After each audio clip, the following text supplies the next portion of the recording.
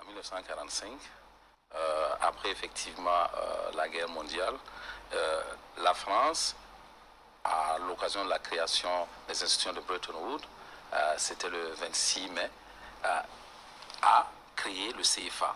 Le CFA, là, à l'image, je crois, à l'image de la monnaie allemande qui circulait effectivement en France sous occupation.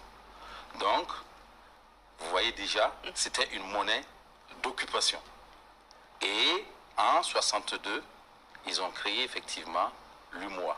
Pas l'UEMOA, mais l'UMOA sans E. Oui. Ok. Parce que c'était simplement une question de gérer la monnaie. Faire des régulations monétaires et puis s'assurer effectivement que il y a un certain équilibre et une facilitation entre les différents États. Et là, il y avait l'Afrique occidentale française et il y avait l'autre Afrique centrale. Bien. Et très rapidement, il y a eu, si vous vous rappelez, des crises. Il y a eu effectivement la chute des prix des matières premières, il y a eu des grands problèmes effectivement de mévente, il y a eu des problèmes effectivement d'échange, et puis il y a eu le pass. Parce que ils ont pensé que c'était nécessaire d'influencer pour nous permettre effectivement, pour permettre à eux de pouvoir avoir des plus-values et de pouvoir avoir des assurances de remboursement des dettes. Puisque ils plaçaient effectivement les dettes étaient un moyen effectivement de contrôle. Alors si on leur donne effectivement des dettes et on ne travaille pas effectivement à ce qu'ils puissent rembourser, donc on vient par le pass et le pass a apporté plus de problèmes que ça n'a apporté de solutions. Et lorsque le pass a commencé les impacts négatifs du pass ont commencé à sévir, alors ils se sont dit, il faut qu'on arrive à un autre niveau. Au lieu simplement de gérer la monnaie, d'organiser la régulation, oui, il faut que nous ajoutions effectivement des stratégies économiques. Et c'est en ce moment qu'ils se disent, on va mettre effectivement UEMOA. Et ça devient maintenant une politique. Et immédiatement, ils créent la BCEAO. Parce que la BCEAO, oui, et l'UEMOA ont été créés effectivement à la même date, en mai 1962.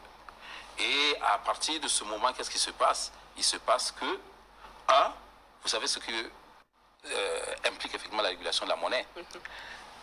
La BCEAO a la responsabilité de s'assurer que la masse monétaire qui circule effectivement dans le pays est maîtrisée.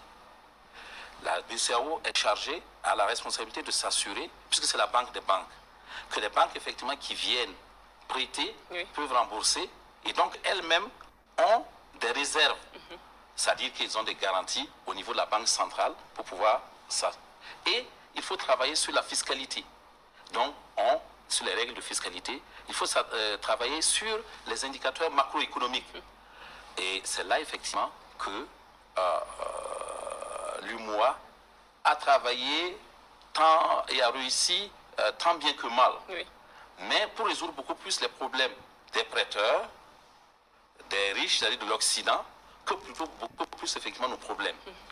Parce qu'il y avait de grands risques à côté de ce qu'on pouvait appeler les avantages que ceux qui soutiennent défendent. Les avantages, c'est quoi? On a une convertibilité illimitée.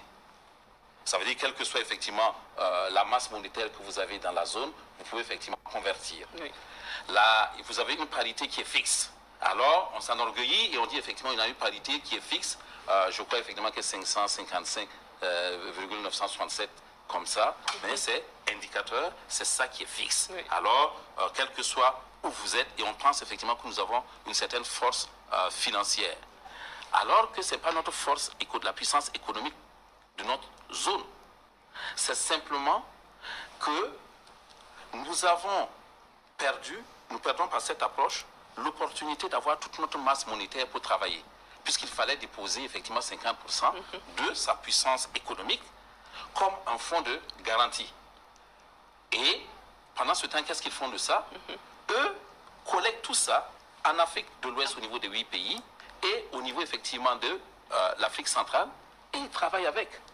Ça produit effectivement des bénéfices.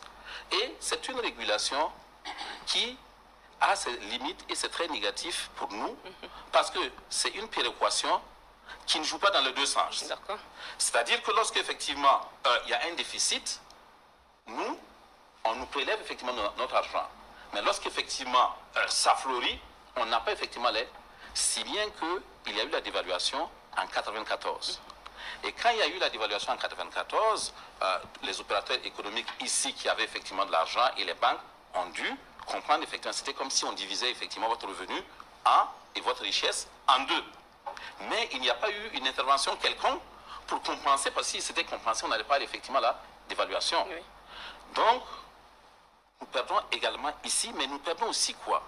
Nous perdons la possibilité de pouvoir jouer sur la fluctuation pour pouvoir, lorsque nous voulons vendre, c'est-à-dire exporter, que nous puissions baisser les prix et intéresser effectivement ceux qui veulent de nos produits pour qu'ils les prennent, de sorte qu'effectivement nous puissions évacuer le maximum.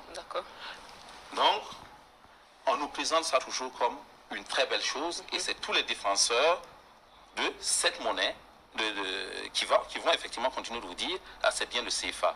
Mais dans la réalité, au plan politique, c'est une grosse faiblesse. Aujourd'hui, quand